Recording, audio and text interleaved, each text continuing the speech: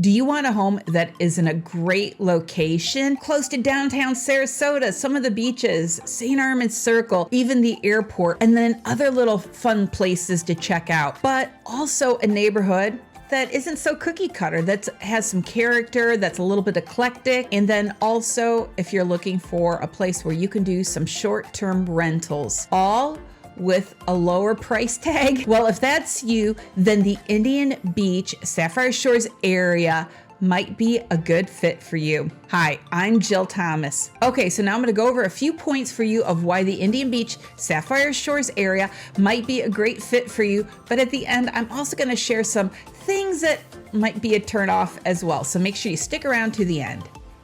Number one, location. So this area is also referred to as the museum area by locals because it's west of 41 or Tamiami Trail, or we also say west of the trail, just south of the Ringling Museum. So it's that accessibility. So we also call this the museum area. So I've already referred to it as the Indian Beach Sapphire Shores area. Really what it is this neighborhood has, the whole museum area has the names of a few different neighborhoods within it. So one is Indian Beach, one is Sapphire Shores, and those are the two main ones. So that's why we kind of just lump them together. But then also you might see Bay Haven, you might see DeSoto Terrace, or Sylvan Shores, and there's actually a few others in there. So just because you don't see a legal description that says Indian Beach or Sapphire Shores doesn't mean that we're not talking about this area. So it's this whole area all the way down to Whitaker Bayou, west of the trail between the museum and Whitaker Bayou, if you're looking at it on a map. So it's all the same thing. As I already mentioned in the intro, what's so nice is this is just directly north of downtown Sarasota. So you hop on 41, you head south, you're right there in the downtown area. And if you're familiar with our area, if you're familiar with Sarasota, you know that the Ringling Bridge is right there. You go over the Ringling Bridge, you're at St. Armand's Circle, Lido Key, and then you can get to Longboat Key. So the accessibility to the downtown area, to the beaches, to all that fun, it's right there. It is not far away at all. Then just to the northeast of this area is the Sarasota and Bradenton International Airport.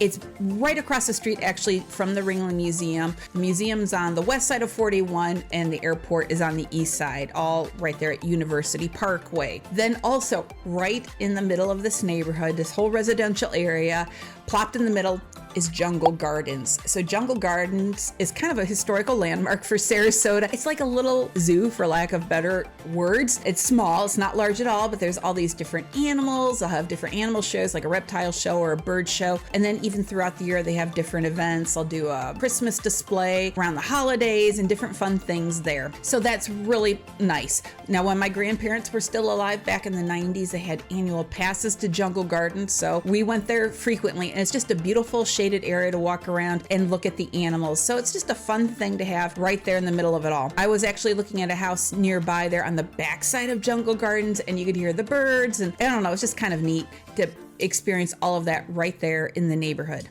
Also, because this is west of the trail, it sits right there on Sarasota Bay, on the bay. So some of the homes are waterfront, and of course those are going to be our more expensive homes because of the views, because of the water access. But there's also a couple little parks right there in the neighborhood as well. Now, one is really small, guys. I'm not gonna, if you think parks, you think something bigger. No, it's tiny. It's like a little dock, and not even a dock, it's like a deck. And then there's a bench there. So I've seen people out there reading, doing yoga, playing an instrument actually, but it's nice. It's just a little place you can stop at, watch the sunset. Now, the other one that's farther north, closer to the museum, is a bit of a bigger park, but it's still not huge, but a nice green space, several benches, a nice sidewalk. And there's actually a little playground there. So what a lovely thing to be in a neighborhood where you could potentially walk, ride your bike, or even drive to this area to see the sunset, to watch, maybe the dolphins or manatees in the water, and just to enjoy our beautiful nature here. Number two, the types of homes. The homes in the museum area are very eclectic. There's actually a good number of homes that were built in the 20s and 30s that are still standing there. And then there's homes still being built today because they're tearing down some of those older homes. Then you'll see some of the homes are going to be 1,000 square feet. Some of the homes are going to be over 6,000 square feet.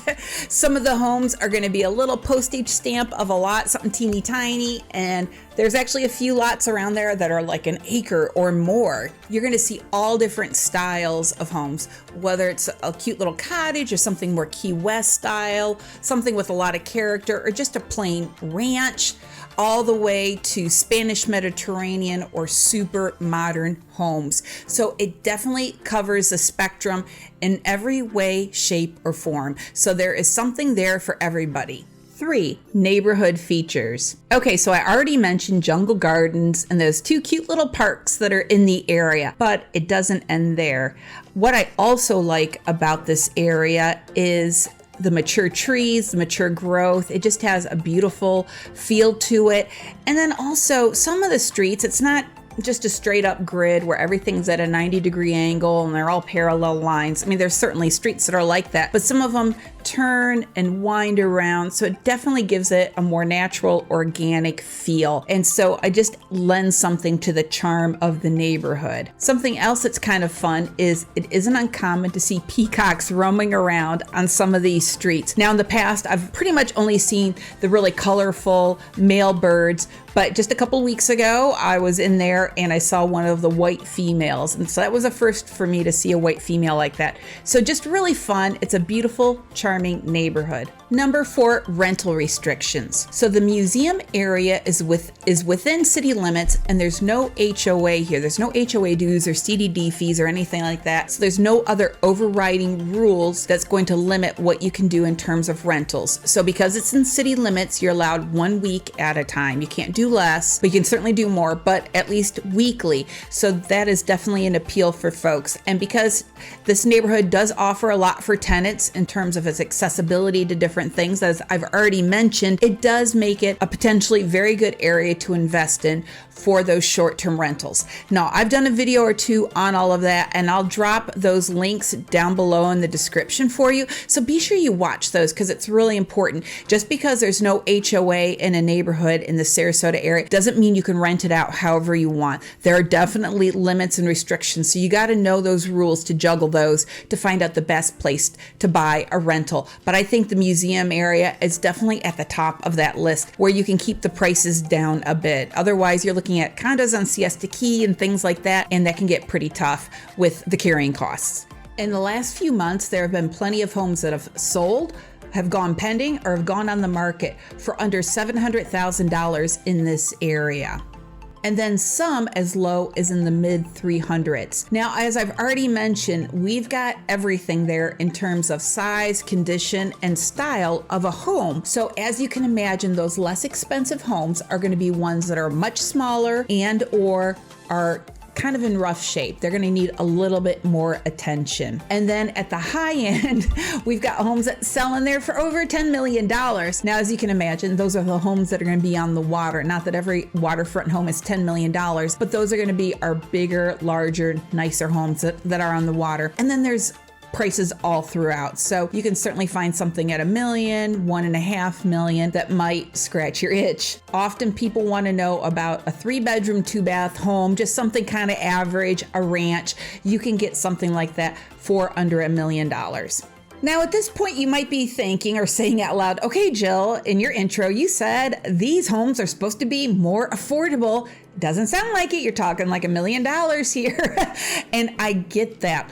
But for everything that you get in this neighborhood, for some of the homes, this is more affordable. I know that the affordability factor is all very relative. It's subjective. So what might be expensive to you may not be expensive to somebody else. So for what you can get in this neighborhood, I think that this is where you're gonna get the most bang for your buck for all those things that I've already mentioned that are positive qualities of this neighborhood.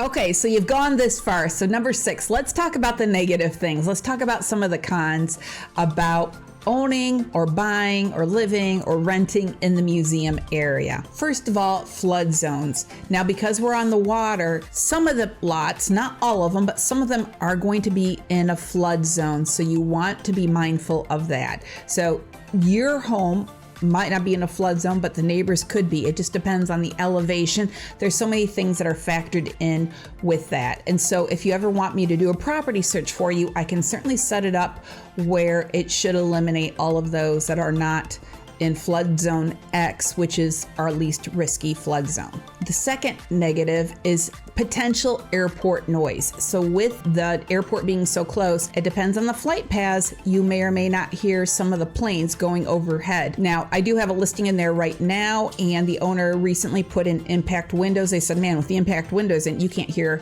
the airplanes at all. So it just depends on the home too, on how much you can hear that airplane noise. Okay, the next one is traffic from 41. So as I mentioned, this is west of Tamiami Trail or 41. So every time you come or go from this neighborhood, you're pulling onto or off of 41. So you're gonna have a lot of traffic from there. Now there are a few places where there are stoplights. So if you're a little shy about pulling in and out off of 41, at least there are street lights that are right there. But if you're closer to 41, you're going to hear more of that road traffic. Now, here's the upside, though, to being in the neighborhood is typically the traffic isn't horrible. Now, if you're on any of the main roads like Bay Shore, then the traffic can be heavier. But if you're on a side street, it really isn't too bad with that traffic. So it just depends on where you're located in the neighborhood. And then my final thing I want to mention is the older homes may come with some headaches because you're talking about being aware of the age of the roof or the AC system or the electric panel or the ductwork or